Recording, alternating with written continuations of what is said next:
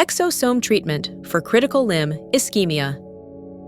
Exosome therapy is an emerging field showing promise in various medical applications, including critical limb ischemia, CLI. CLI is a severe form of peripheral artery disease, PAD, characterized by impaired blood flow to the extremities, which can lead to tissue damage and amputation if left untreated. Exosomes derived from stem cells, such as mesenchymal stem cells, MSCs, may contain factors that can activate endogenous stem cells and facilitate their recruitment to the site of injury. This can enhance the regenerative potential of the ischemic tissue. Exosome treatment for critical limb ischemia involves intramuscular injection of exosomes derived from stem cells.